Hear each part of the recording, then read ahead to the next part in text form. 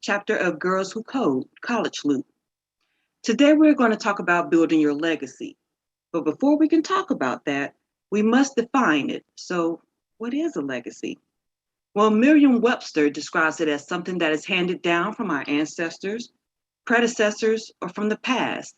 So today we're going to learn how to build from experiences of our speakers. And I don't know about you, but I'm ready to hear their stories. But before we can listen, I would like to thank you again for joining us, and I will pass it over to our officers to introduce themselves as well.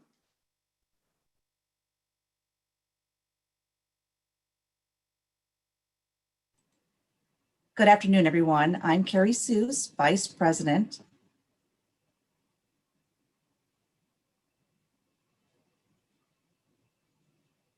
Good afternoon, everyone. My name is Mayan Colden, and I am the Secretary. Hi, everyone. My name is Yam Mitchell, and I'm your Communication Officer.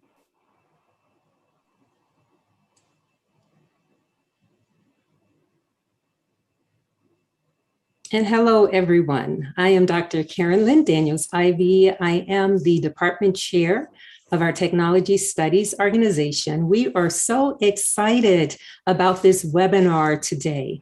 Oh my goodness, we are in a position to hear from a set of legacy pioneers who have been extremely helpful, beneficial, successful within their STEM walks today. One once said that your legacy grows with each new experience, and we are in for a wonderful experience today. So take notes and sit back and you will gain something for sure. This webinar is a historical gathering of legacy STEM pioneers. And so along with the legacy STEM pioneers who we have, also I would like to say thank you to all of our panelists who will be speaking on the panel today. And also thank you to the historically Black colleges and universities who are joining us today.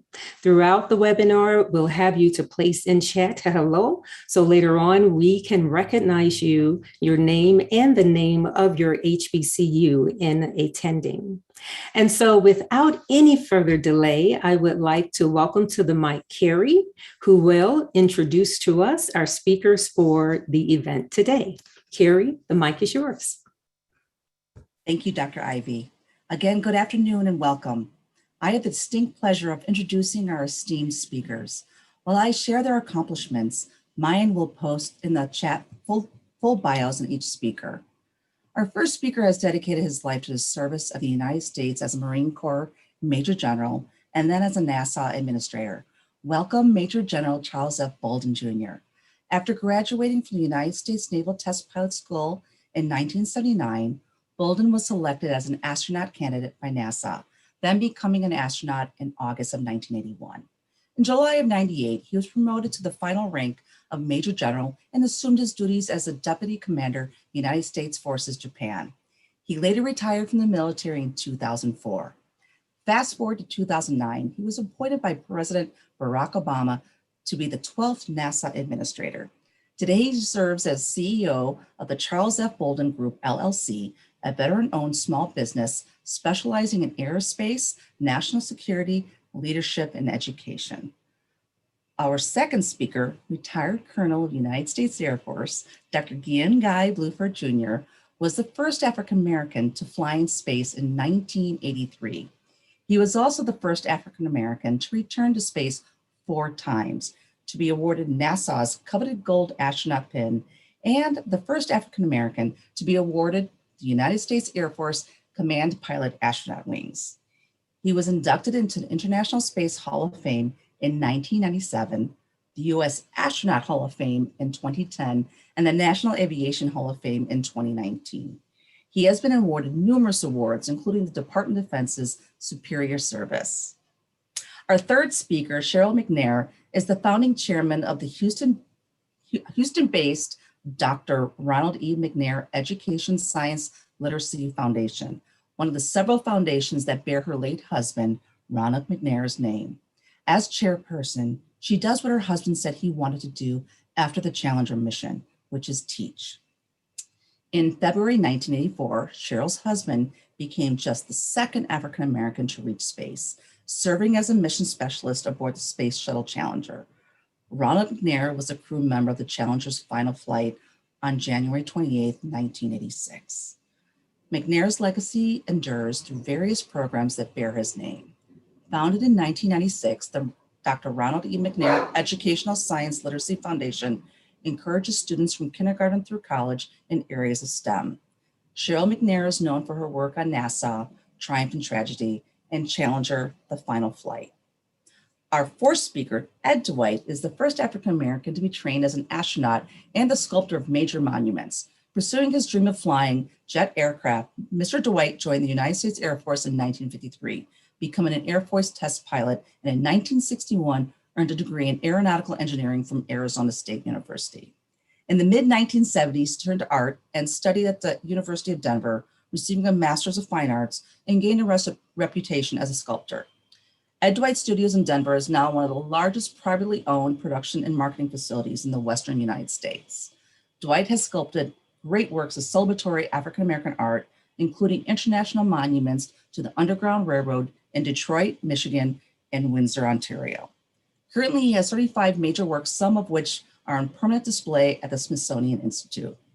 Our final speaker, Captain Willie Daniels, was fascinated with aviation from an early age and eventually majored in aviation, completing his degree at the Metropolitan State College of Denver.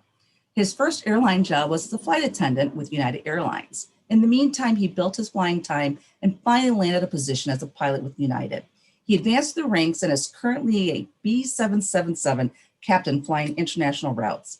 He is the founding CEO of Shades of Blue, which fosters STEM education in the minority community. He is now the president of Shades of Blue. I hope you're looking forward to learning from our speakers as much as I am. I now pass on the mic to Dr. Karen Ivey. Thanks, everyone. And thanks for all of the background on our excellent speakers for today. I'm going to pass the mic over to Maya. Hello, everyone. Thank you for joining Women in STEM. I am going to introduce our first speaker, which will be Major General Charles Bolton. And thank you very much. And Dr. Ivey, thanks for inviting me to participate in this session. I'm actually going to keep my remarks very brief because I want to hear the rest of the speakers. I have a special relationship with most of them, particularly Guy and Ed Dwight. They're both sort of heroes and role models for me. And Cheryl Mcnair, she knows that I would not be here in this panel today were it not for her late husband, Ron Mcnair, because when I came out of high school in C.A. Johnson High School in Columbia, South Carolina, and finally got to the Naval Academy, two things I knew I was not going to do. One was become a Marine, the other one was fly airplanes. And here we are all these years later, and I ended up doing both. So so I would say to the folk who are participating or listening in to this webinar, use that as a lesson. Don't ever say no to anything. Take advantage of every opportunity that's offered to you, and grow, as the saying goes, grow where you're planted. I'll tell you the story about Ron. You know, Ron, for those of you who have ever read about him, was a person who always, from as early as his family can remember, was not wanted to be, but was going to be an astronaut. And my favorite story of Ron, because we grew up about 42 miles from each other, he in Lake City, South Carolina, which is it's a little town. If you blink, you miss it when you go through it. And I grew up in the capital city, Columbia, South Carolina, with no desire whatsoever to ever go to space or to be an astronaut. And Ron, knowing that there were certain things that he would need academically, he knew he was going to need physics and he was going to need calculus. They did not offer those in Carver High School. We both grew up in the segregated South in the 50s and 60s. Ron's a bit younger than I, but Ron went to the public library in Lake City and asked if he could check out two books, one on calculus and one on physics. And he was politely told by the librarian, no, he could do neither. And he was asked to leave. And Ron said, I'm not leaving until I get the 2 books. And finally, the librarian resorted to calling the local police chief. And Lake City was so small, everybody knew everybody. And the policeman knew Ron, and he pleaded with Ron to leave. And he finally, before he had to do anything drastic, he called over to Carver High School and asked for Mrs. Mcnair, who was a teacher there. And Mrs. Mcnair ran over to the library and tried to get Ron to leave, and he wouldn't. And finally, the police chief came up with a brilliant idea. And he told the librarian, I tell you what, I'll check out the 2 books and I'll bring them back to you when I'm finished with them. And he gave the books to Ron. Ron taught himself calculus and physics. And I guess the rest is history, because he went to North Carolina A&T, where he was an honor grad, and then went to MIT, where he earned his master's in laser physics, his PhD in laser physics. And I had no such aspirations, but I did end up as a test pilot at a place called Patuxent River, Maryland. And the good fortune that I had was that Ron Mcnair, during his candidacy, came back for a reunion at the test pilot school with a number of the Navy and Marine Corps astronaut candidates who had graduated from the US Navy's test pilot school. And I saw this young, strappy-looking, bearded black kid getting out of the back of this sleek-looking T-38, and I instantly ran over to meet him, because I didn't know Ron before that. And we talked the whole weekend. And before he got ready to get back into his supersonic jet and go back to Houston, he asked me if I was going to apply for the space program. And I looked at him and I said, not on your life. And he looked at me incredulously and said, why not? I said, Ron, they never picked me. And he said, that is the dumbest thing I ever heard. How do you know if you don't ask? He embarrassed me more than anything else, because my mom and dad, who had been teachers all their lives, my father was my high school football coach, who had taught me that he had a saying, it's not the size of the dog in the fight, but the size of the fight in the dog. My mother had taught me you can do anything you want to do if you're willing to study hard, work hard, and never be afraid of failure. Don't ever let anybody else define you or tell you what you can't do. So having been embarrassed appropriately by Ron, he got in his T-38 and they flew back to Houston, and I quickly went home and told my wife, you know what, I'm going to apply for the space program. I don't stand a snowball's chance in hell of being selected, but I owe it to my mom and dad and myself to apply. And I did, and was startled to find that I was invited to come to Houston and interview for the program. And then even more shocked to find in the end that I was selected. So quick lesson for the young people who are there. Never, ever, ever give up on yourself. Never doubt your own capabilities. Do what you know how to do. Do it well, and things will work out pretty good, no matter how they do. And you're gonna hear a phenomenal story from Ed Dwight, who I said is my hero, because things didn't work out exactly the way that he thought, but he is the one who smiles now, because he is one of the world's greatest sculptors in my mind, and hopefully he's going to tell you a little bit about how he overcame adversity and is now someone that other people idolize as much as I do. So let me stop there, Dr. Ivy, and pass it off to the next, back to you, or off to the next speaker. I'm sorry, Mayan, go ahead. Thank you for sharing with us today. Next, we have Dr. Guillen Guy Bluford Jr.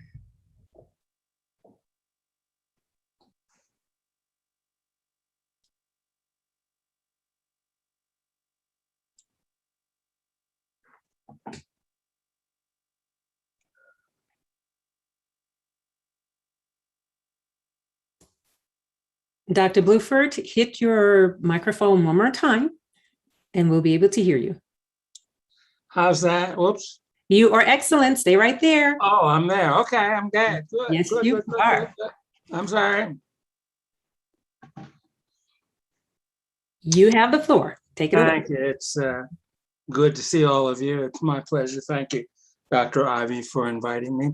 It's interesting enough. People ask me, did I want to be an astronaut when I was a kid? Well, I grew up in the 1940s and 1950s. So for me, flying in space was a comic book thing. People just didn't do that. But I got interested in airplanes, and as a kid, I made lots of model airplanes and read books on airplanes, and I was fascinated with airplanes, particularly how they were made and how they flew. And it was an interesting time because we were in the midst of the Cold War. And so the Navy and Air Force were constantly developing airplanes all the time. And so if you asked me as a kid what that airplane is, I could definitely tell you what it was. And I could probably tell you how fast it flew and how high it flew and that sort of thing. So I became interested in airplanes as a kid and tried to stay with it. I was very fortunate in the sense that I grew up in an integrated neighborhood, so I had great public schools. I also had great role models. My mother was a school teacher, and my father was a mechanical engineer. And so he enjoyed what he did. And I sort of made a decision as a kid that when I became an adult, I wanted to do something that I really enjoyed doing. So for me, becoming an engineer was high on my list. As I grew up, my heroes were engineers. Jack Northrop of Northrop Corporation, Kelly Johnson of Lockheed running the Skunk Works, and Dick Whitcomb of NASA. These are the guys who were developing the latest and greatest of airplanes. And by the time I got into high school, I pretty much knew that I wanted to be an aeronautical engineer.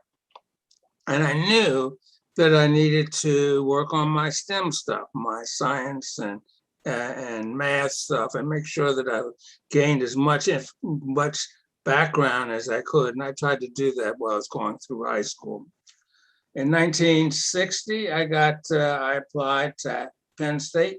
For me, Penn State was my number one choice because it had a department in aerospace and aeronautical engineering. And I was very fortunate to get accepted. And so from 60 to 64, I was at Penn State. When I went to Penn State, I envisioned myself getting a degree in aerospace engineering and going to work for McDonnell Douglas or Boeing or some of the great aircraft companies. But I went to a school that had mandatory ROTC, something that I'd never really considered.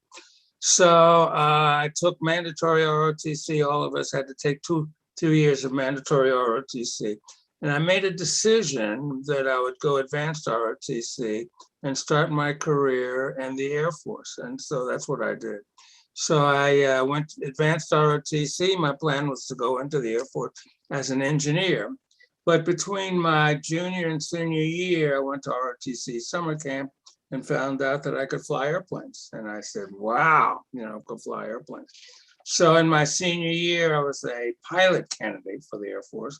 And I went through my private pilot. I got my private pilot's license as part of the ROTC program.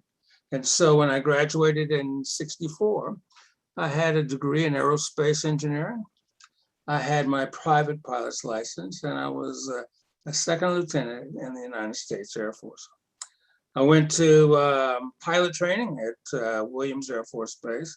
And upon graduation, I got fighters. It was interesting going to Williams because I had never seen a Black pilot. I had heard about the Tuskegee Airmen, but I'd never really met one. And I was fortunate enough to see my first Black pilot. His name was Chappie James. Towards the end of pilot training, we had a fighter pilot come in with his F4 and to talk to us about flying fighters. And I was anxious to hear this guy talk. And then I was amazed to find out that he was a Black guy. He was a full colonel Black guy who talked about flying jet airplanes. So I'm pretty sure that got me excited and really got me into fighters. I ended up flying fighters, and then after that, I was an instructor pilot for 5 years. And I knew after I started being an instructor pilot that I really wanted to get back into engineering. And so I took a bunch of courses from the University of California, Berkeley, in preparation of going to grad school. I wasn't sure how I was going to go to grad school. I was thinking about getting out of the Air Force and going to grad school on the GI Bill. But just prior to my commitment to the Air Force came to an end, I applied for a program at the Air Force, and the Air Force decided to send me back to grad school. And so I was very fortunate to go back to grad school to get a master's degree in aerospace engineering. I enjoyed the experience so much that, hey, Air Force asked me to stay on for a PhD. And that's what I did. And then after doing that, I ended up being an aerospace engineer at Wright-Patterson Air Force Base in Dayton, Ohio. For me, that was a great job. I was a flyer who was in the midst of running an engineering branch that was doing a lot of high-end aero work for the Air Force as well as everybody else.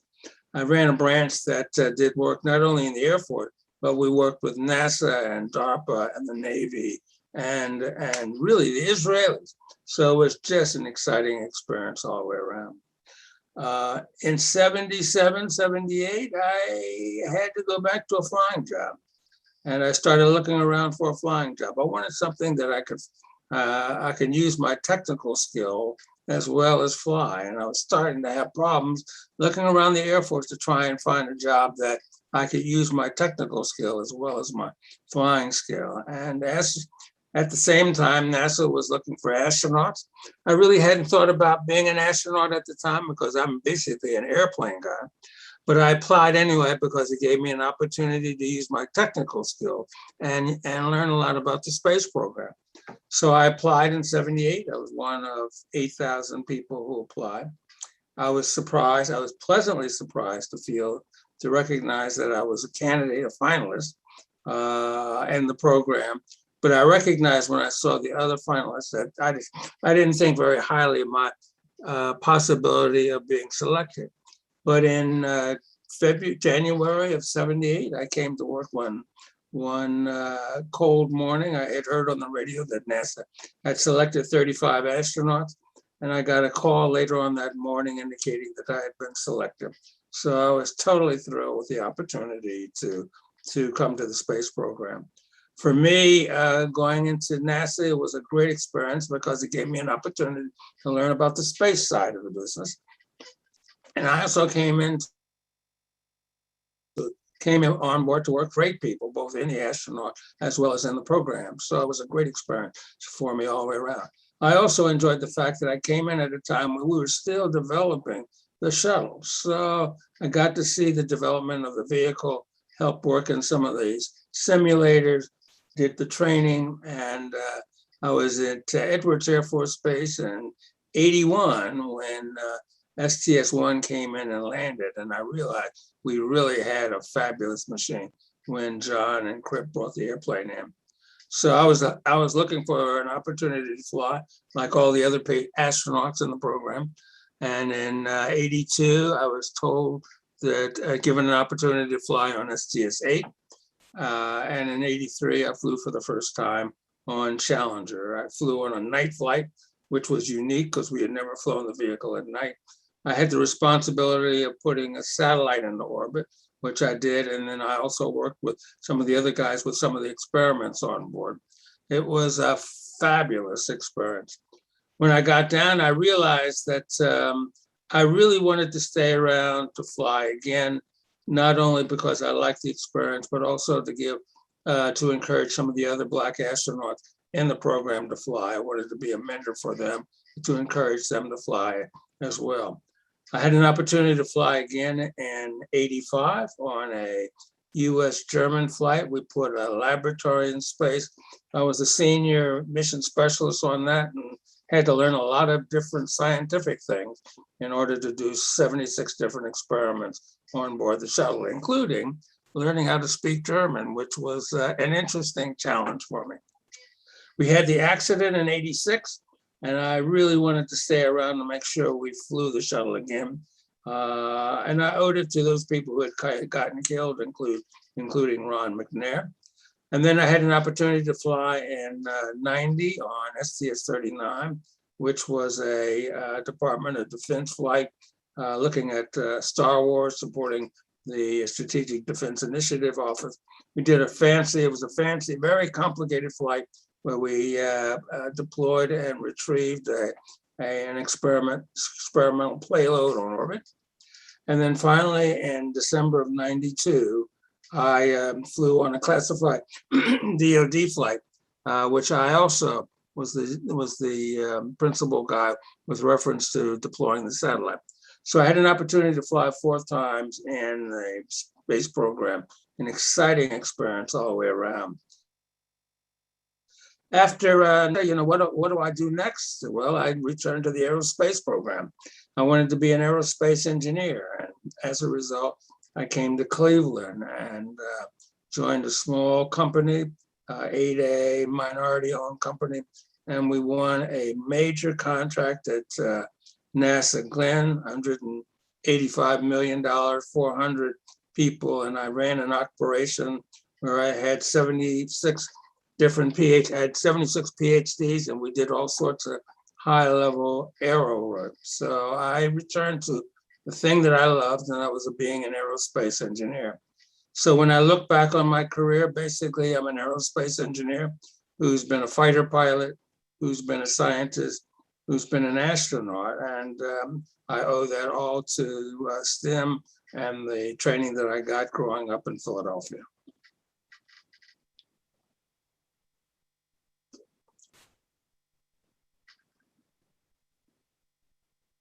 Great story, Dr.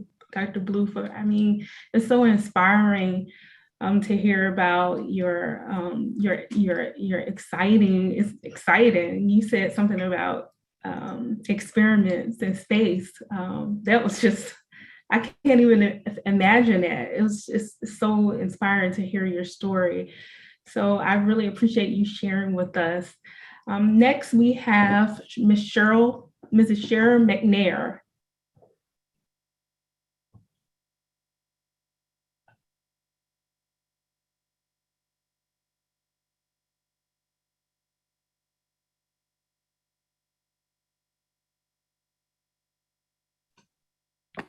Miss Mc. Okay, there it is. All right. The host. Okay. All right. Well, first of all, I want to thank you so much for inviting me to be with this esteemed panel. Oh my goodness. Thank you so much. And thank you for remembering Ron as someone as an astronaut and inspired people. And that indeed is his legacy. That's what he wanted to do, was inspire, especially our youth, that they can do whatever they want to do, but with a lot of hard work and knowing that there might be some obstacles that will come into place, and to work past those obstacles. And I have been also asked to talk about perhaps my role or what I did as a spouse.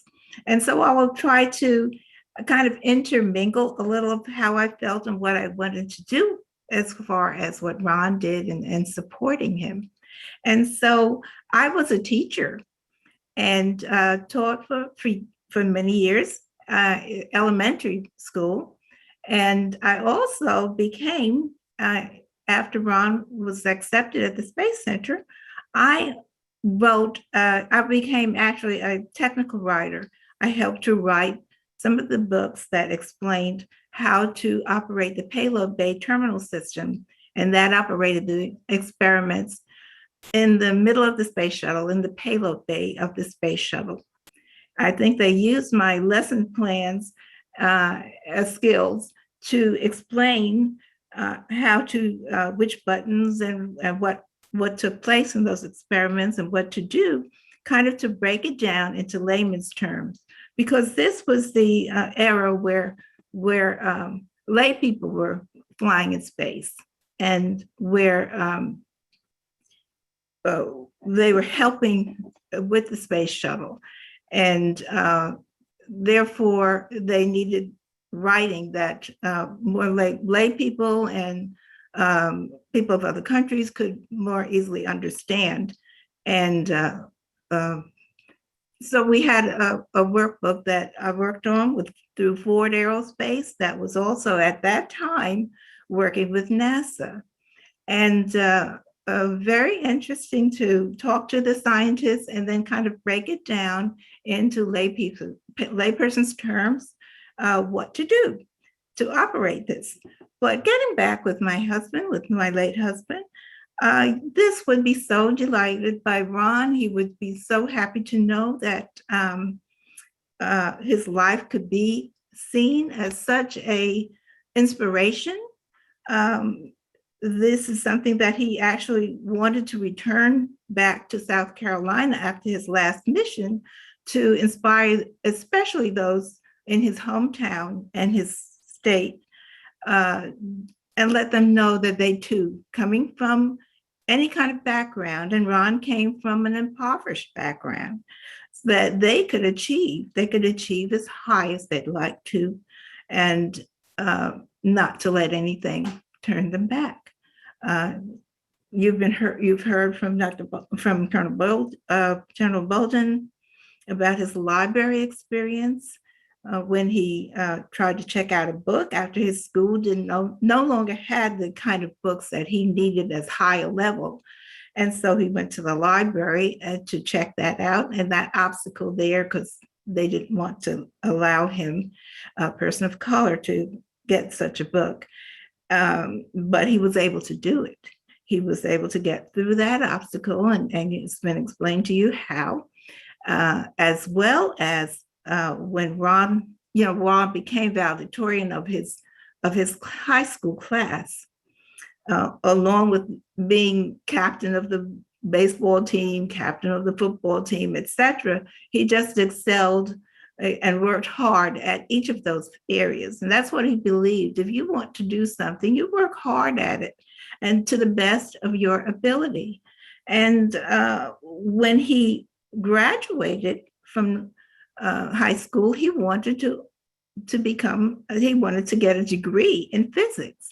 Well, they did not allow it at that time for a person of color to study such a field as physics. And so thus he went to North Carolina A&T. And there he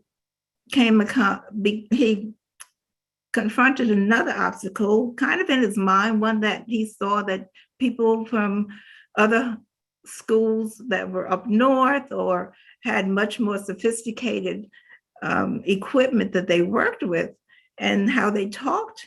And he began to wonder in his mind, well, can I do this? Can I read? I didn't work with that kind of equipment. I think he said the highest I did was mixing up Kool-Aid with water, and that was a challenge, but he was just being funny at that time. But his point was, he began to question whether he could indeed study physics and be successful at that. But he went to the counselor and took a battery of tests. He explained his situation to her, and she said, let's take some tests. And he did. He took those tests. And when he went back, he said, she looked up at him and looked down at the tests, looked back at him and said, you know what? I think you can do this. I really think you can do this. And so with that bit of encouragement, he took that and worked hard. And he knew he could play a saxophone well. That was not a challenge, but he took the challenge. And he said, this is what I'm going to do. I'm going to take the challenge. And he did, and did very well. He earned his PhD from North Carolina A&T, and then off to MIT, Massachusetts Institute of Technology, where he heard even the janitors had slide rules. So he knew that the people there were so highly intelligent. And he again began to wonder, I don't know, can I do this? Again, I came from Lake City, South Carolina, Little Lake City. Although I already made it through North Carolina, can I do this? Because these people have come from really big schools and all over. So what he did was went ahead and tried it. He said, well, I'm going to try it. And so he took the challenge again. He tried it. He did come across another obstacle, and that was the challenge of the qualifying exam. Didn't do as well as he expected on that, and got a little discouraged. But then, he said he could hear his counselor tell him, you can do this. He had worked some already with his professors, And the professor in physics said, I think you can do it. And so he, with that encouragement, again, taking the challenge, well, he got up maybe a little wounded, but he still got up. But as he described this as a prize fight, he said he got up from the ring and he got up and still came out. He said, I'm going to do this. I'm going to try this again, and I'll come out slugging. And indeed, he tried it again. He said, I'm going to work a little harder. And he did work a little harder. Well, he came across another exam that was another difficult one. Again, this one didn't come out as he expected. I wanted it. And so he lay there, he said, with stars going around his head, wondering if he could really, should he really continue with this? But not being one to back away, and again, knowing that he can face challenges, and he's done that before and won, it said, I believe I can do this. I'm going to try it. I'm going to try it again with even more work and longer hours. And that's what he did. And this time, later on, he was able to walk across that canvas and hold on to the side rails and say the ropes and say, I did it. I got it. I got my degree. I can take this challenge. I took them all on. And so that's what another message he would like for people to know, students especially, that you may come across challenges. Obstacles may come in your way, but work past them. Do harder work, maybe work longer hours, but try to the highest, to the best of your ability. And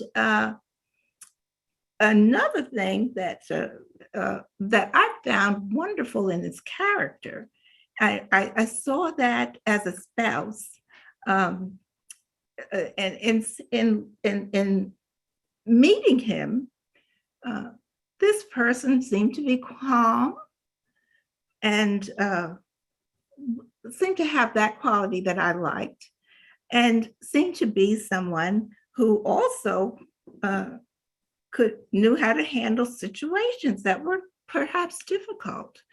I'm talking about in karate. He believed in being well-rounded, and he could play the saxophone. He could do karate, and again, to the highest, to the best of his ability, Ron became a master, a 6th-degree black belt in karate. And so I'm saying that I first met this calm man, and the next thing I knew, during the time period that I dated him, he went to karate tournaments and was a master at these tournaments. And especially at one where he came, he was the master, he had won that tournament, had fought fiercely. I was in a dance class, and this was through our church there in Cambridge, Massachusetts. And this man had finished fighting fiercely. And we were walking, I was walking towards the sidewalk. We were going towards a house where we had a dinner. There was a Wednesday night dinner party for Christians where we discussed things of the day. We discussed how, as Christians, we could solve things or what we would do. And as we walked, as I saw him in the sidewalk and we came together, a little kitten ran out from under the hedges.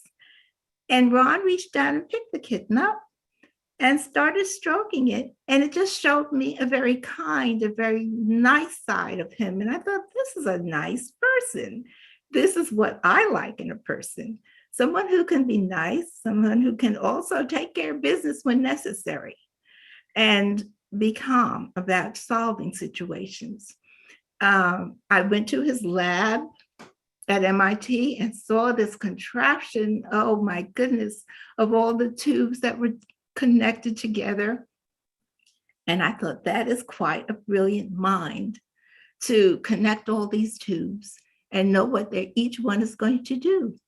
And I was impressed with that, the intelligence. And these were things that I looked for in a person. And I thought that was wonderful to see, as well as when we left the lab one day and he put his bag filled with his studies, the results of his years of study there at MIT, at least 2 years of PhD studies and results and test results. One side of the car, he walked around to the other side and we looked at the beautiful outline, the skyline of the Boston, and the Charles River was in between, and it just looked beautiful.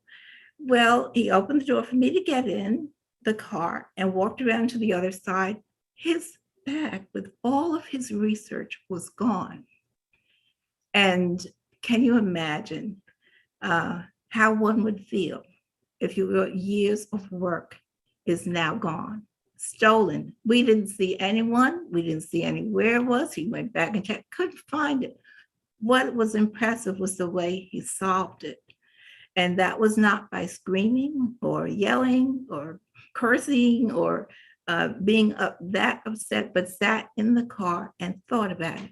And when I looked at him, I said, well, what are you going to do? And he said, let me think a while. Let me think a while. And so by the time we reached our destination, he had thought about it and said, you know what? This is what I'm going to do. I have papers in my desk home. I have papers back in the lab. My professor has some. And I think I'm going to do this. I'm going to still graduate. I'm going to rerun those tests, and I'm going to graduate on time. And so with that challenge, that's what he did. He worked hard, long hours, and indeed did what he sought to do. Indeed reached his goal. He graduated on time, and not only on time, but even with better results than he had started. So I thought that was a wonderful person. In my mind, that's really what I wanted to see and wanted to be with, someone like that could solve in that type of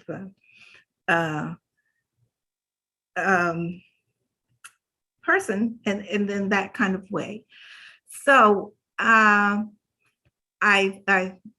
would like to just kind of start ending here, but end with a note of not only solving things, thinking that through without having problems like that, and being a well-rounded person, but also one who thought about other people, who thought about reaching back to the community and helping. And not only a person that had a physics degree and a PhD in physics, but also thought of his fellow man. And that's something else he would probably like for you to remember. And not to give up in face of adversity, just to continue on and get past your obstacles. And when he came home from working, we left from Massachusetts area, said there's got to be another place we can live that's a little warmer and easier to get around. And that's what we did. And we went to California, and he worked at Hughes Research Labs there. And came home one day. That's what it was. He came home one day and said, yeah, this was in my mailbox. And he said, it's an application to become an astronaut. What do you think? And I said, oh, well, I think that's great. Why not? Why not you? You've worked hard. You've worked to earn your degrees. You have done what you can do. You've gotten respect from people. Why not? Go ahead and try it. I think you can do it. I believe you can. And so he said, you know, I will. I'll fill this out. And so he did. And we waited, and waited, and we waited. And well, finally the call came, but near the end, they had already announced so many people near the end. He said, the phone rang, he answered and said, oh my, I could tell something was exciting. And he let when I heard him say, yes, I can. Yes, I can. Yes, I can do that. Yes, I can. And so he hung up and said, yes. He said that was NASA, and that was the person that's letting me know that I had been selected at least to come and as a candidate. So so off we were. Lots of people celebrating, which was so nice of them, and glad that we were at least selected as a candidate. And we went there to NASA and met wonderful people, and began his journey. First with Fred Gregory and Guillen Bluford, and we were the first three, and then Charlie Bolden was another class that came right, I think it was right after ours. And those were I'm speaking of the astronauts of color, of Black astronauts. During that time period, of course, there's just a few of us, but we were close, and that we talked with each other, had good conversation, had good time, and we, as a spouse, it was an interesting time period where you knew your husband was going to be very occupied, and he was, in so many flights that he had to fly a T-38 jet. That's a jet, and get used to that, flying at speeds at that level, etc. And I was raising two children, and but that was something that was what I had to do. And and so as we progressed on, and his flight was announced, again, a wonderful time. We were so happy to have that. Ron went up once before, the Challenger, and interestingly enough, it was another Challenger mission. But Ron went up into space and then described how beautiful space was. He also was a mission specialist who operated the payload bay, the experiments in the payload bay, and deployed a couple of satellites. But he also wrote how beautiful the space looked. The Earth looked from space as he thought the Lord wanted it to be. And he said it appeared as a beautiful oasis, that it did not have divisions of people, of countries, but was a beautiful oasis, shining brightly, and much as he thought the Lord would like us to live. And so that was another message, to live together. And he had brought his saxophone on that mission as well, to send another message to people on Earth. And that saxophone, with it, he had certain songs he wanted to sing. He wanted to play rather with the saxophone, and a message that he could convey back to Earth. And that message was that one song that he played was America the Beautiful, that America had many problems, but was nevertheless still a great nation. That how do we solve some of the malice in the world? And that was by, the next song he sang was What the World Needs Now. And and that is love. That's to be able to work with each other, love each other, be able to work together, and kindness. And so, and the other last part was, what can we do about that? How can we do this? And that was to reach out and touch somebody's hand and make the world a better place. That was And- I'm sorry. That was an awesome story, Mrs. McNair. I appreciate you telling your story about not only your husband, but yourself as well as a Thank you. technical writer. You're welcome. Thank you for speaking today as well. Next, we have Ed Dwight as our next speaker.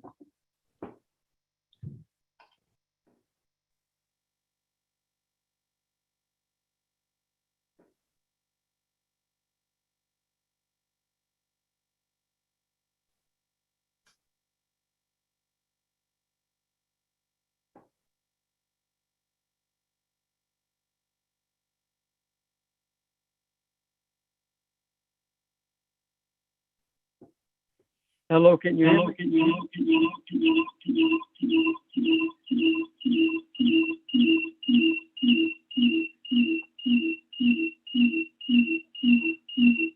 Oh, I get this.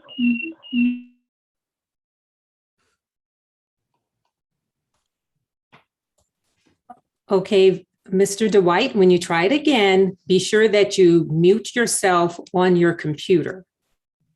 At the bottom of your computer, there's a microphone on the left-hand side. Click that once, and that will mute you on your computer. And then you can talk through your phone.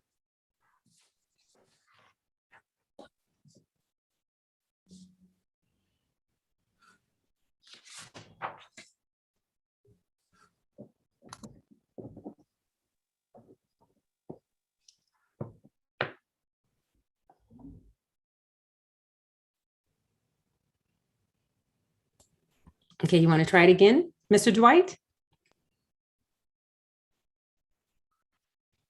Okay, I think what we're going to do, since we're live, is we're going to go on to Captain Willie Daniels and we'll work with Mr. Dwight with his audio. Mayan?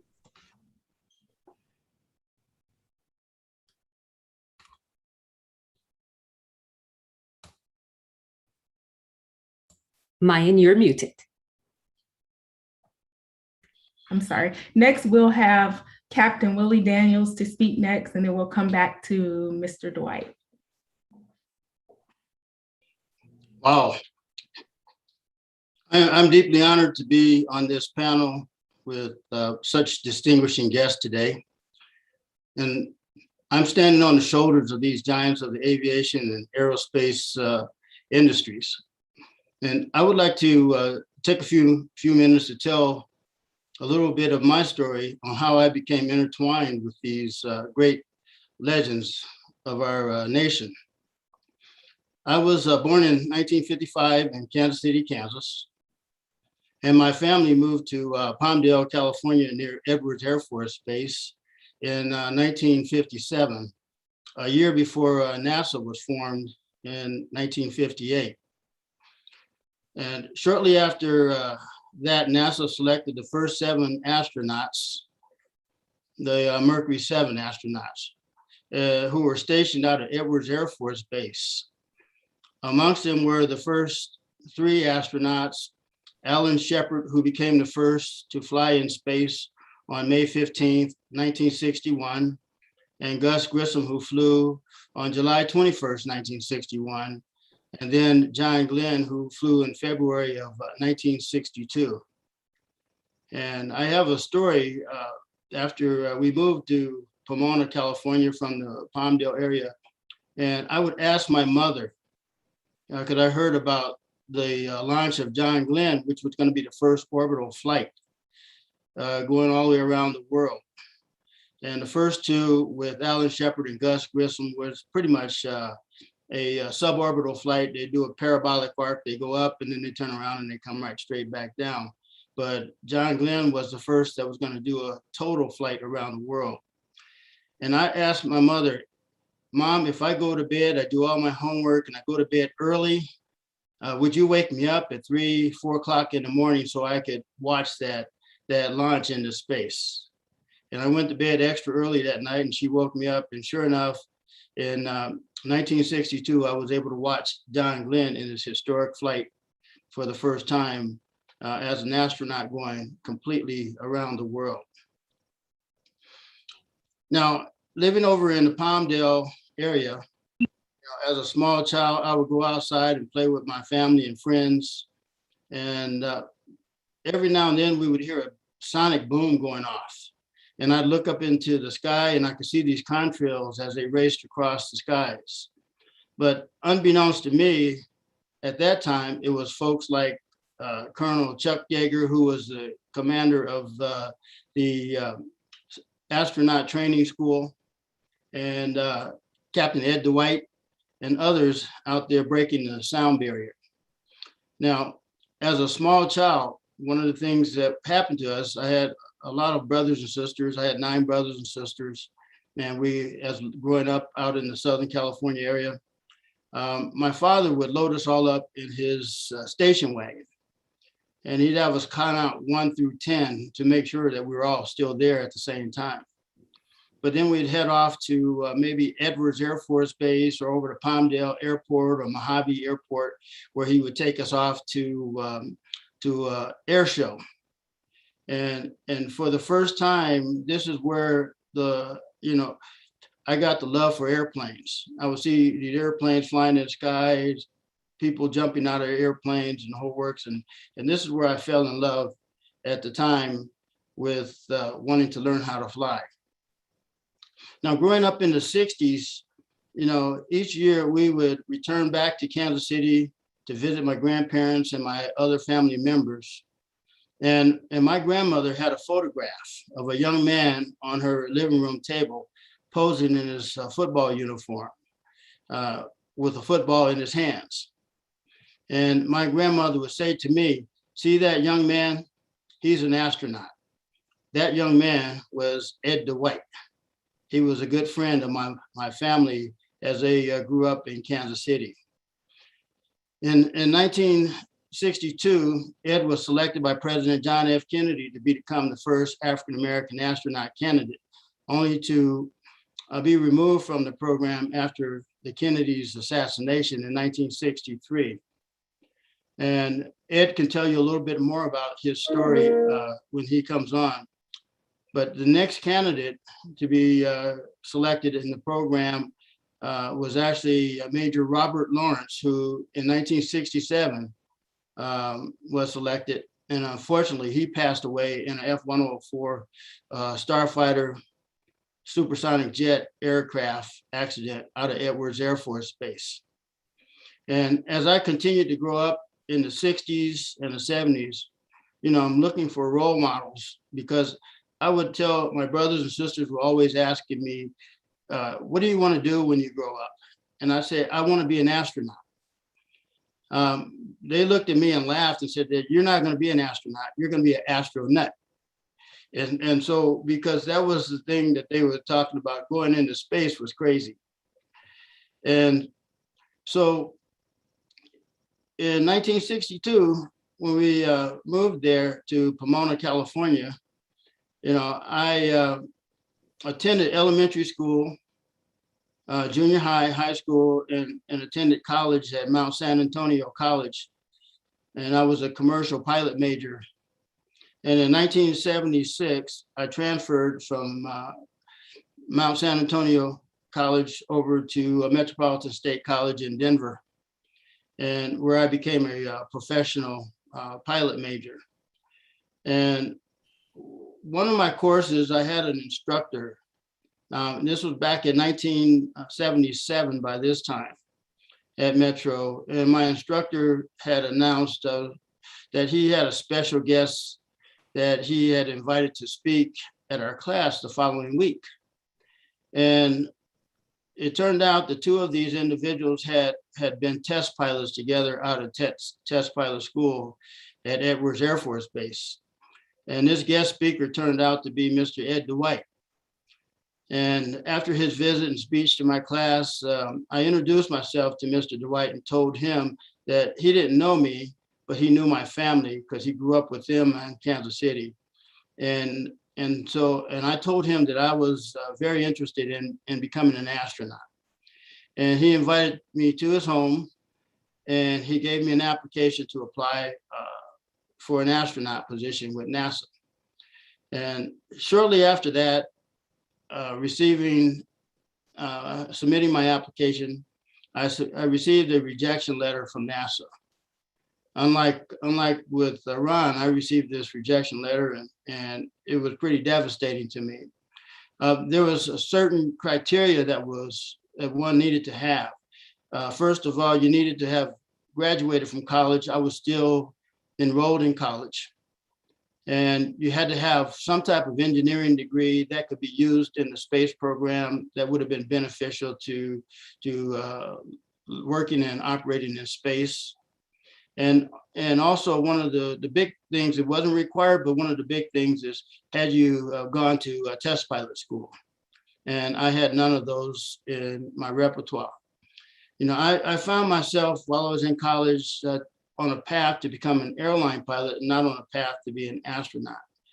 And the main reason for that is at the time, there was not a lot of role models out there for me to follow. And shortly after this, unbeknownst to me, or shortly before this, unbeknownst to me, NASA had contracted with an American actress by the name of Miss Nichelle Nichols of Star Trek. And she was also known as Lieutenant Uhura, you know, and Nichelle Uhura, or actually Nichelle Nichols, had worked on the series of Star Trek in the early to mid 60s, and she was considering getting off. And she ran into Dr. Martin Luther King, and she asked Martin Luther King about she was going to leave this program, and he told her that she needed to stay in there. And she said, why?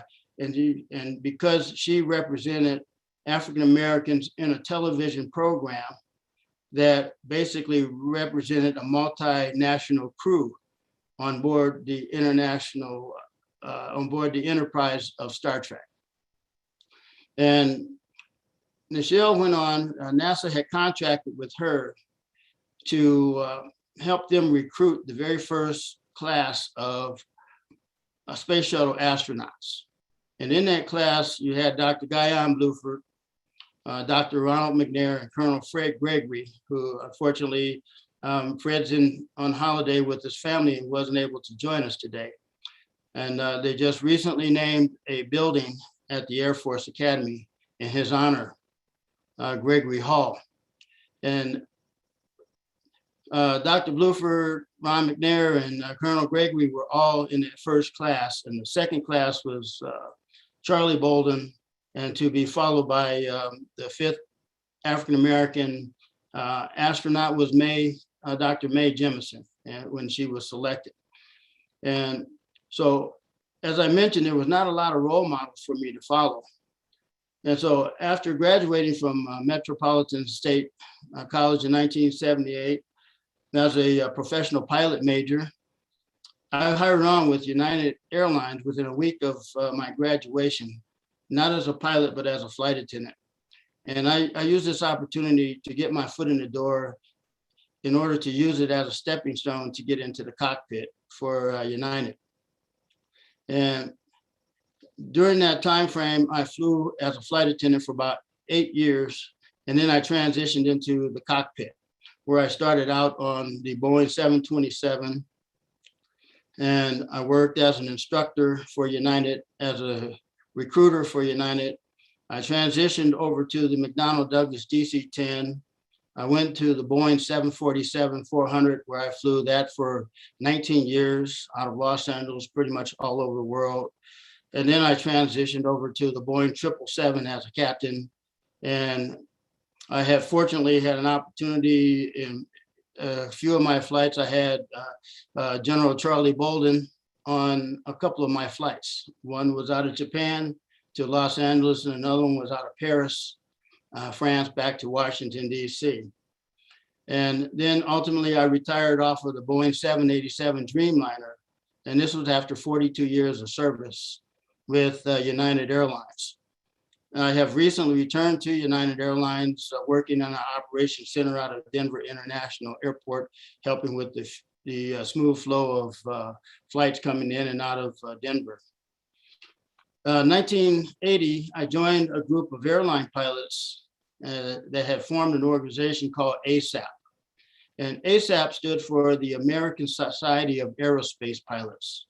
And this group of pilots wanted to see what the feasibility of airline pilots flying transitioning from flying airline jets to flying the space shuttle. And we were being heavily courted by NASA at this point in time.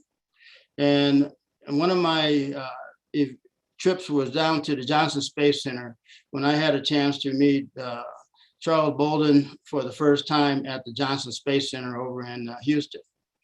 And since then, we have remained in contact with each other over the years, and that's going over 40 years at the present time. In 1999, alongside of other airline pilots and engineers and scientists and educators, I founded an organization called Shades of Blue, which is an aviation aerospace foundation dedicated to helping build the future workforce for the country. And to date, we have worked with thousands and thousands of students to inspire them to pursue careers in the fields of aviation and aerospace. And just to name a few that we have been a part of here recently, one of the young men just spent 6 months on orbit on Expedition 64 of SpaceX, Mr. Victor Glover, who just returned back in May after being up in space on the International Space Station. We have another young lady, Miss Corinne Gatto Stano, and she's now a rocket propulsion engineer working on propulsion. She did the Mars 2020 program, and now she's working on a project to go to Europa, to burrow down into the oceans of Europa to look for life in the oceans of Europa. And I formed this organization because at the time, I found that there was not a lot of role models out there for me to put me on a path to become an astronaut, which was my ultimate goal. But now, after becoming an airline pilot and being in the industry for over 42 years, I know what it takes to become an airline pilot. I know what it takes to become an astronaut. I know what it takes to be an engineer and a scientist. And we are working to help build that future workforce by inspiring these young people in the areas of STEAM and STEAM++, which stand for science, technology, engineering, arts, math. And in 2016, as noted by General Bolden, NASA added the D for design because they want people to think about designing aircraft and designing spacecraft and what it's going to take for us to be able to fly to Mars, send people to Mars, not on a one-way trip, but to bring them back here to the Earth in one piece. And so these are the things that we are doing with my organization to help inspire. And by having these heroes and sheroes, and I thought it was great to have Cheryl tell a little bit about herself as a spouse, because a lot of times we have a tendency to look at the tip of the spear, and the spouses are those individuals behind those astronauts that are going up in space, and they are usually overlooked. And so the roles that they play as wives, as mothers, as supporters of those astronauts is huge. And you know, Cheryl, my hat's off to you for the years that you have worked with Ron and the Dream Foundation on that. It's amazing that that you're still going and supporting that.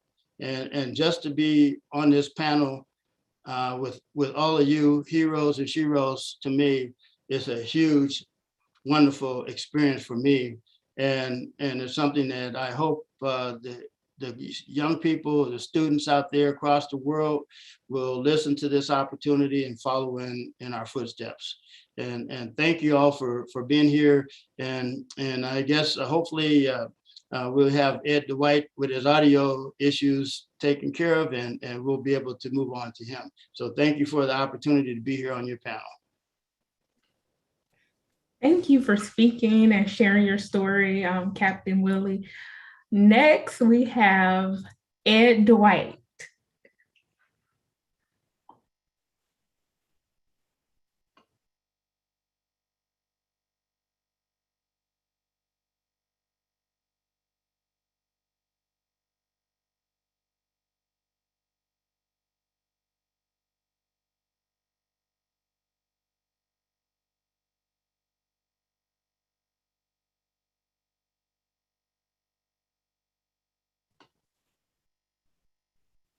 Okay, we can't hear you, Mr. Dwight.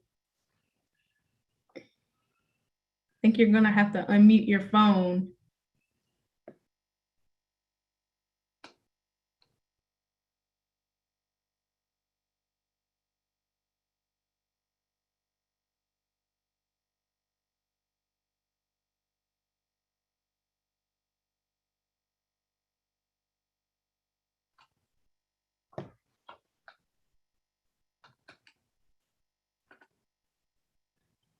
Okay, we still can't hear you, Mr. Dwight.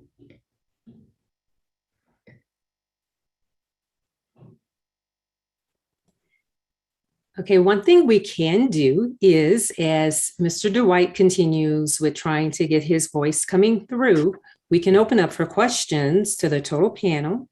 And so, Stuart, if we can pin all of our panelists so that we can see each of our panelists. And Mr. Dwight, as soon as you continue with your voice, we will hear you and we'll be able to recognize your presence. But we're ready for our first question, Mayan.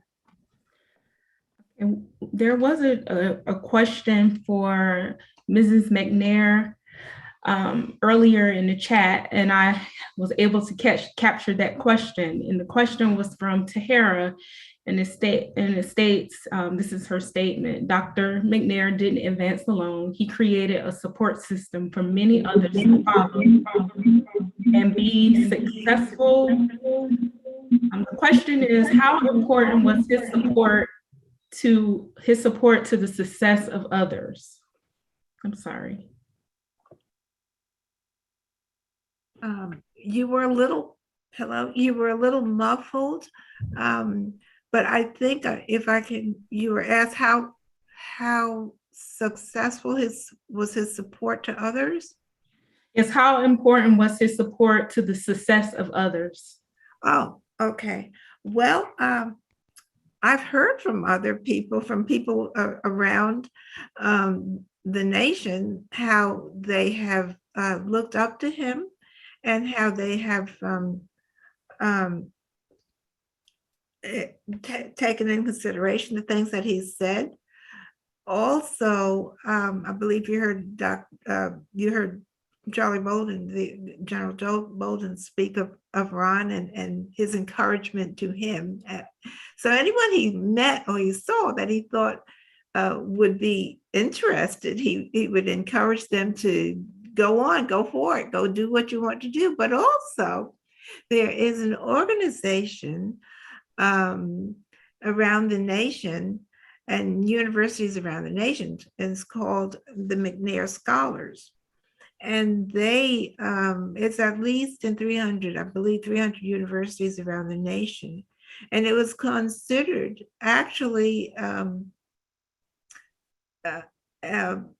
as his life as a role model, in that the first of a family to achieve a PhD, and the kinds of things that he did with his life, and the success that he had, and the encouragement and the inspiration to, especially to youth. He spoke to youth all over the nation after his first flight, and to encourage them to reach their goals, to encourage them to, again, work past their obstacles. And so with that, and all the universities and colleges, and the students that I meet that are Mcnair Scholars, they all talk so highly and tell me of the things that they wish to do. And in many of them in the STEM fields, and not only in the STEM fields, but actually in various fields. They mentioned the encouragement and the inspiration that they received in studying him and studying through this program particularly. And so with the schools, there are many schools around the nation that are named after Ron, high schools, elementary, middle schools, etc. Some that I've gone to speak to and some that have written to me and have talked about Ron's life and what it has meant. And so I can't tell you a number of students, but several of them all over the nation have been influenced from my understanding. I'll add, Cheryl is, she's not quite as strong as I would say. Ron was not encouraging. Ron embarrassed me. When he asked me, why would you not apply? And I said, they never picked me. He looked at me pretty sternly and he said, that is the dumbest thing I ever heard. He just said it. That is the dumbest thing I ever heard. And what he reminded me was the lessons that my mom and dad had taught me about believing in yourself, never giving up, just being prepared and try anything. Had Ron not done that, I can guarantee you I would not be sitting here today. So he was more than encouraging to me. He embarrassed me, and that's why I applied. Oh, thank you.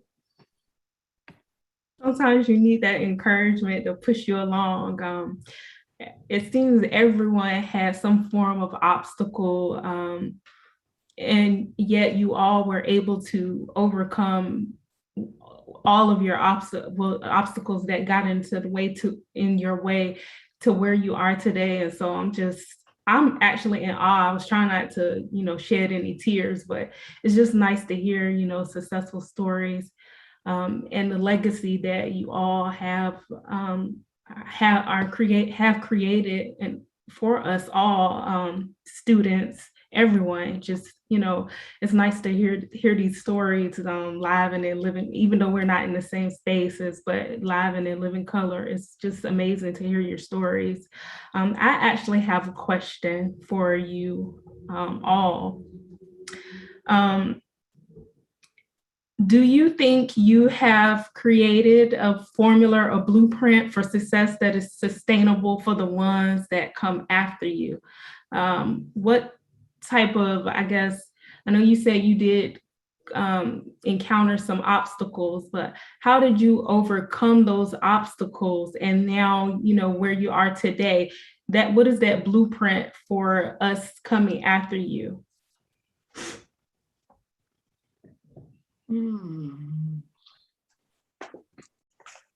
I'll go ahead and start. It looks like I'm on. I think in my case, goal setting, aiming high, being persistent, and having confidence in yourself. I remember graduating from Penn State. I wondered if I'd ever get back into the aerospace program because I was flying jets and all that sort of stuff. And I knew that I really wanted to be an engineer. And I had a hurdle because I wasn't the greatest student at Penn State. And I remember contacting the Air Force after coming back from Vietnam and saying, hey, I want to be an engineer. And they said, well, you have to have a master's degree and so forth and so on. And I realized I didn't have a master's degree and I was going to be teaching airplanes, teaching people how to fly for 45 years. So I didn't see any way of doing it. But I think in my case, I had a goal. I knew that I had to prepare myself for it. I took 4 or 5 courses at the University of California, Berkeley.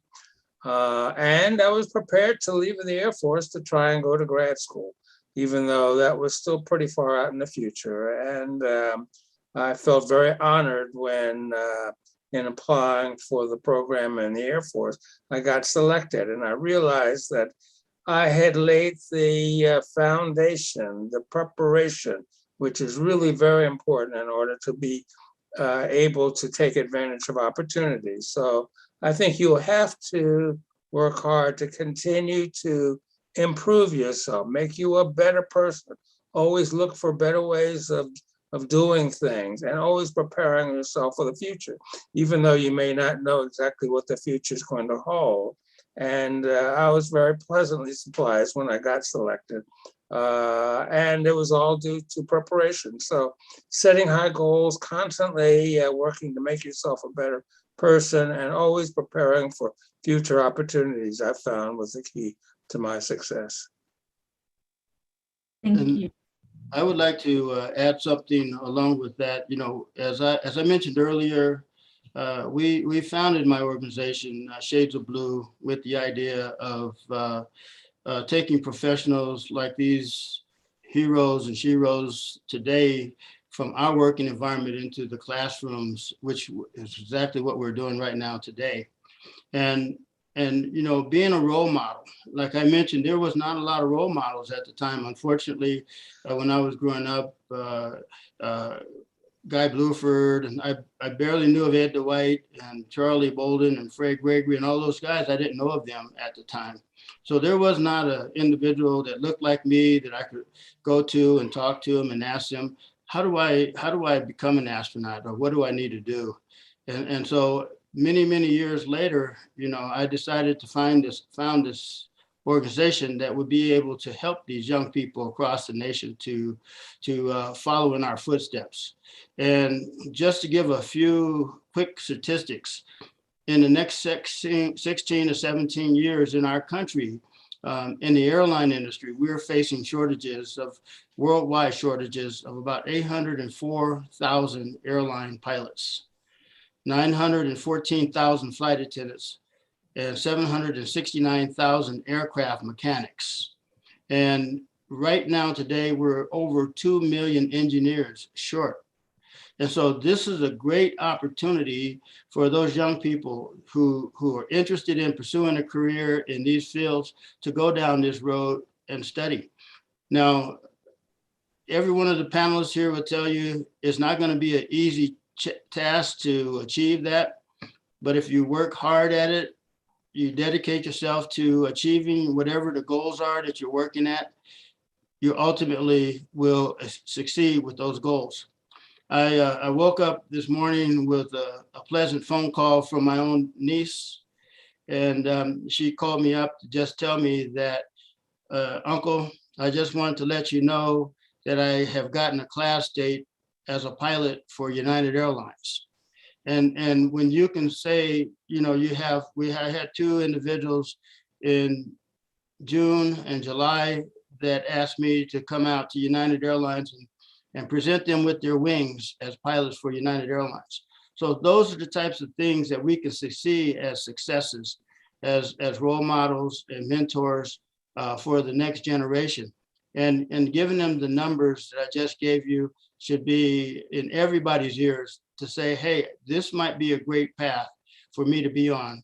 When I was 22 years old, I walked out of college. It was like someone handed me a set of keys and said, here are your keys to the world. And I've had that opportunity. Guy and Charlie and Ron and Fred and all those other individuals, they traveled around the earth at about 17,500 miles an hour. They were about 17,000 miles an hour faster than me.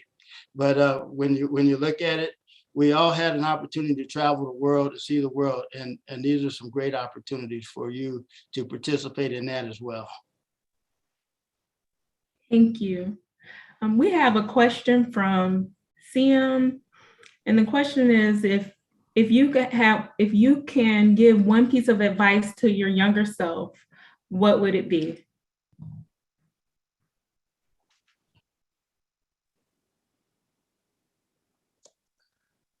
I just stuck mine in the chat, so I'll let everybody read it to save time.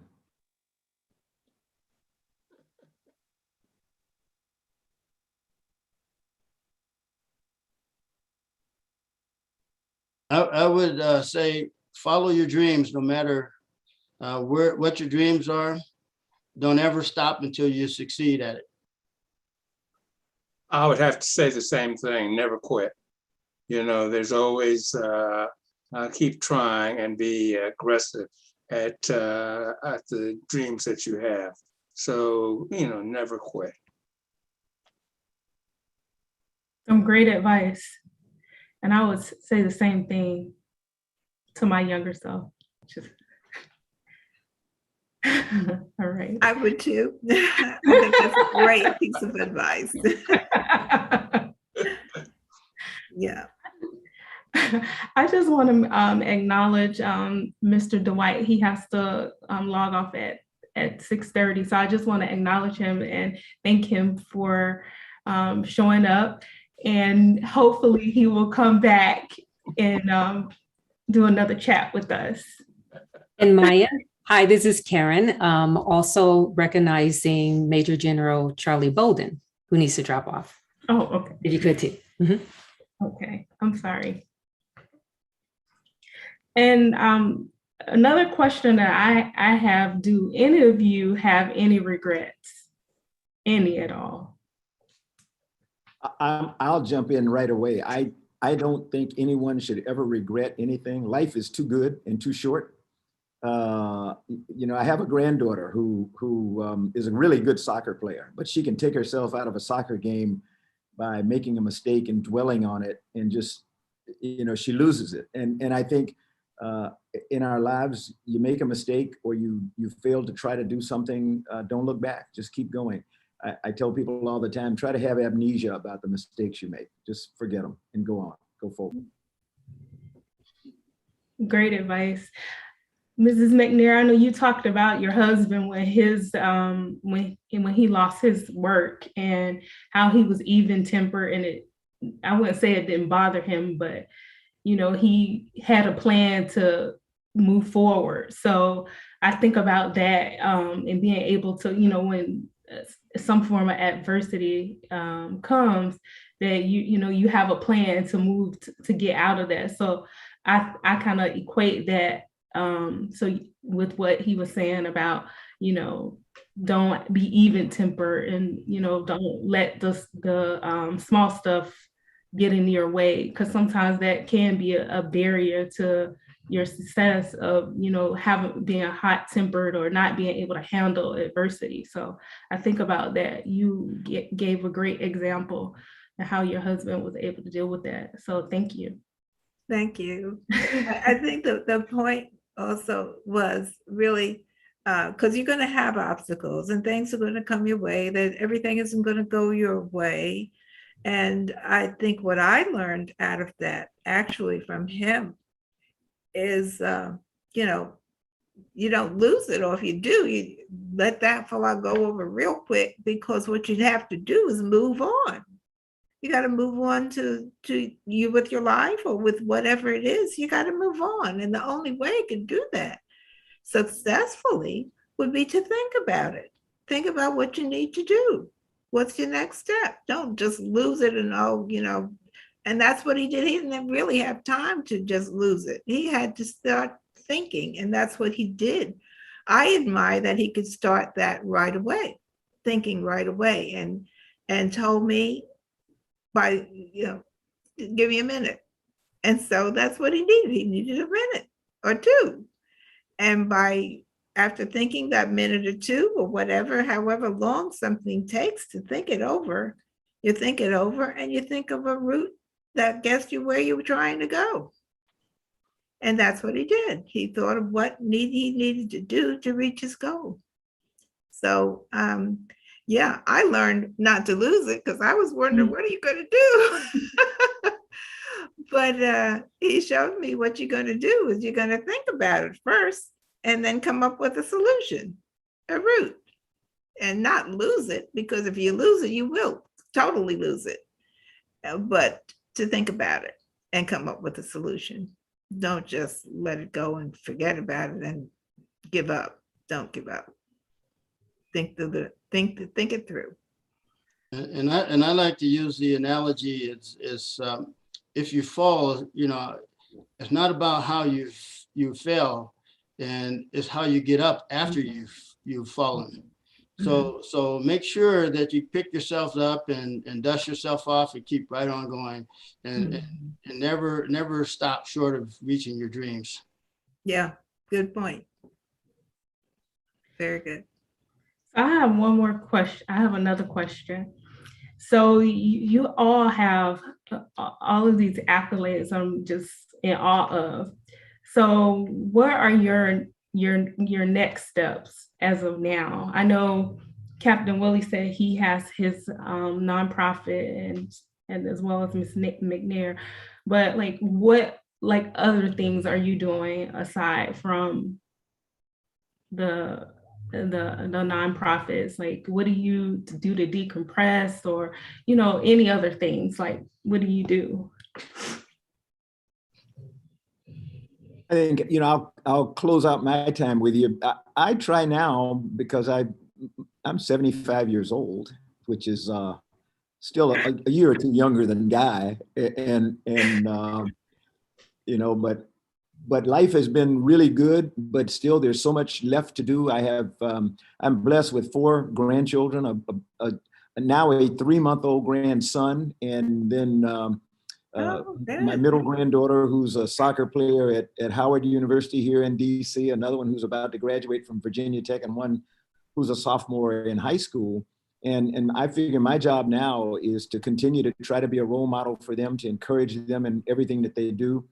And try to, I think as Ron, Cheryl, Willie, all of us have done, is to try to just live our lives in a way that people will want to emulate what we do. I call myself a person of faith, so I try to participate in my church and try to be a role model there again. And that's all I can do. When it's in you, it's in you, and that's a great to know. And good luck with your grandkids and college and soccer and everything. And 75 years young, looking good. Well, did anyone have any other questions that they would like to put in the chat? I'll follow up on that last question. Okay, go ahead. I'm very fortunate to be married to a woman that I've been married to for 57 years. She is blind. She is blind. She has been losing her eyesight since she was about 30, slowly but surely losing her eyesight. And I have been amazed at this lady who has endured through all of this. One of the things that I've tried to do is make sure she sees the world. We've gone all over the world. We've been in over 100 countries. So I've tried to extend her experience level as much as possible. But over the last several years, she is blind. And she has handled that very well. I work with her daily on learning how to read Braille, which is interesting. I've learned to read Braille and she's learning to read Braille, and the two of us read Braille every morning.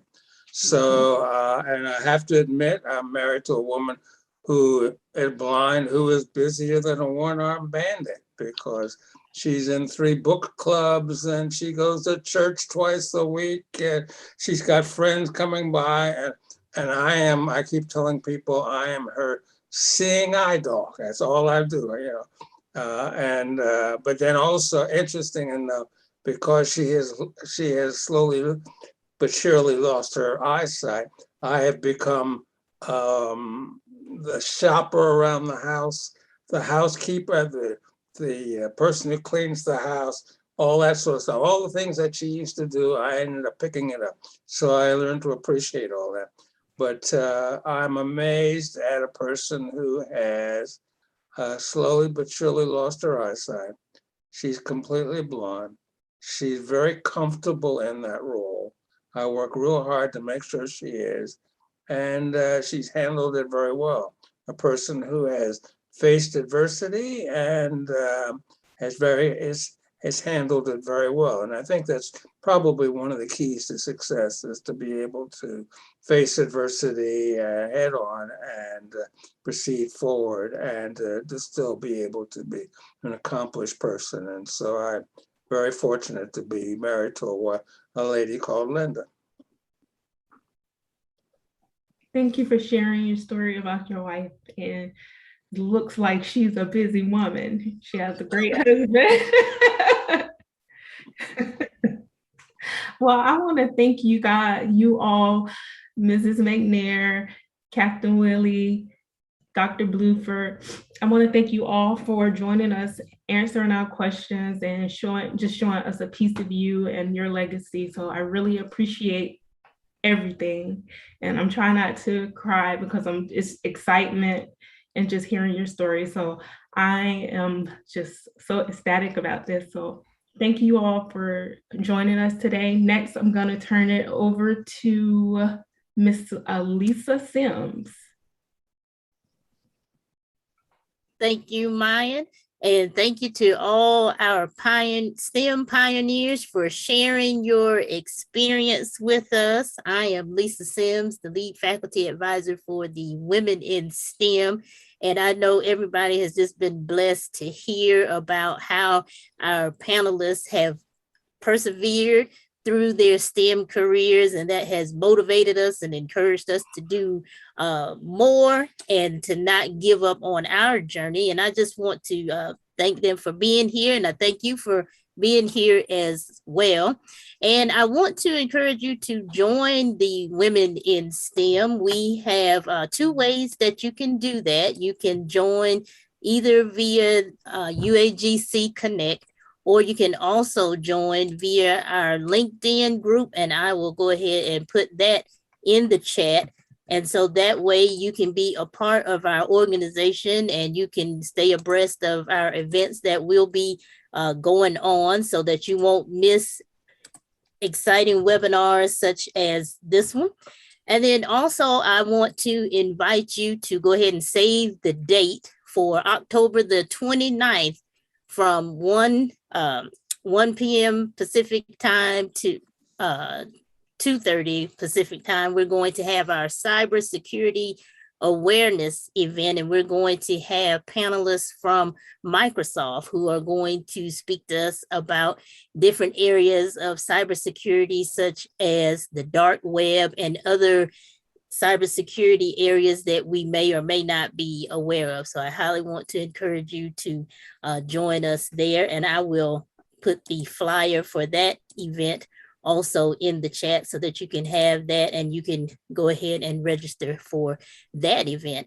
And so with that, we're going to go ahead and wrap up. And we once again thank everyone who attended. We thank our STEM pioneers, and we thank our attendees for tuning in and stay abreast of what's coming next for the Women in STEM. And remember to continue to persevere. And even though you have obstacles, you can overcome those obstacles to do greatness.